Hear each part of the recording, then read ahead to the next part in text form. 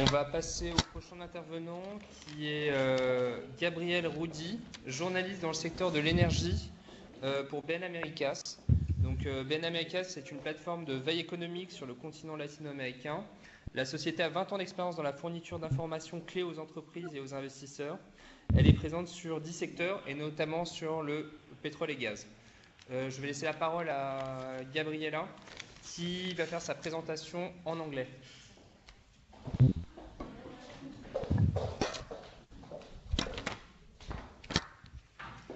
Well, good morning. I believe first, in order to talk about the future, first we need to take a look back in the recent past. Brazil went for years without making regular oil auctions, and we went back to having a schedule of licensing rounds in 2015. Since then, we have made 6 auctions, and they counted with the participation of some of the biggest oil and gas companies in the world, such as Total, Shell, Exxon, Equinor. Most of these firms showed a renewed interest in Brazil after the recent changes in regulations made since Dilma Rousseff's impeachment, such as the relaxation on local content requirements and the end of the law that stated that Petrobras needed to be the sole operator on pre-salt areas. And later this month, next week, on September 28th, these companies will have a new chance of getting new acreage in Brazil. We'll have the fifth production sharing round. The government would offer 4 areas on the Campos and Santos Basin pre-salt. The areas are Titan, Saturno, Sudoeste de Tartaruga Verde, and Pau Brasil blocks. 2 of these blocks, the Tartaruga Verde and Pau Brasil, had already been offered to the market in 2017, but they did not garner any interest. But this time, the government hopes to award them, especially because Petrobras, who has a preemption right to choose in advance the blocks, has already chosen the Sudoeste Tartaruga Verde. But the most promising areas are definitely the other 2 blocks, which are Titan and Saturno, especially because these areas, they are very near major Libra block in the Santos Basin. These areas, they may contain a connected reservoir, and that's why the government is auctioning them together now. As for opportunities for the major oil firms, definitely they need to take a look at the possible surplus transfer of rights auction. Well, the transfer of rights area is an area that was conceded to Petrobras in an agreement with the government in the past decade. And the government gave this area to Petrobras without the need for auction. And Petrobras found near 5 billion barrels of oil equivalent in advance as a surplus in this area. And this is almost the double of what was expected to find. And now the government is renegotiating this agreement with Petrobras in order to be able to auction these volumes for other firms. So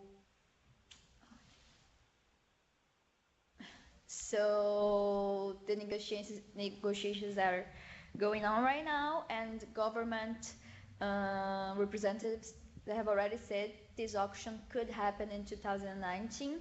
This could be one of the biggest oil tenders ever made in the world. So this is definitely something to look at.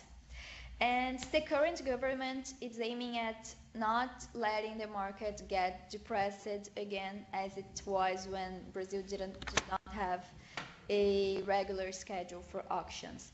So right now, the current administration has already left 4 new oil auctions planned for the next 2 years between 2019 and 2021.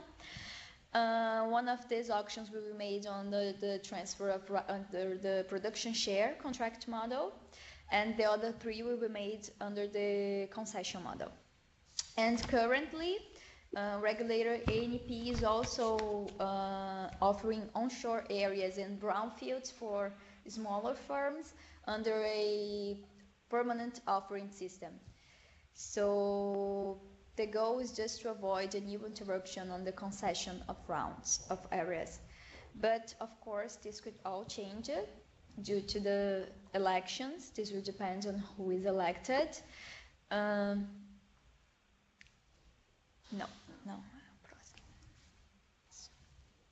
Yes. So far, the candidate leading the polls for October's election is Jair Bolsonaro. He has not said much about the oil actions or the oil market specifically, but he has shown to be in favor of having a more liberal market. For example, he defends the end of all local content requirements.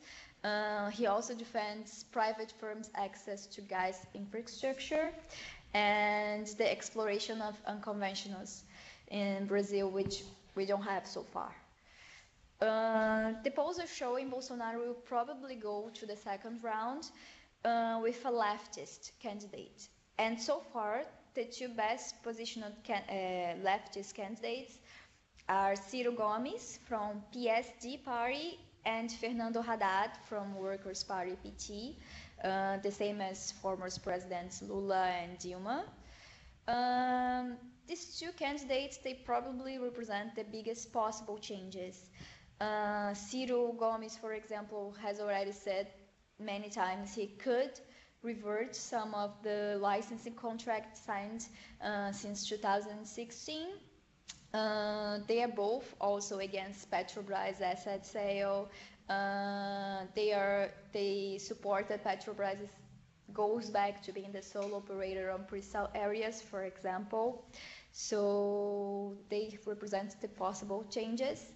But the elections are still very uncertain.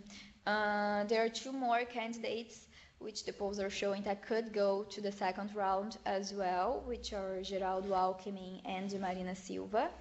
Alckmin, he has supported the recent changes made in regulations since 2016. He supports Petrobras asset sale, he supports private firms' investments on the pre-salt.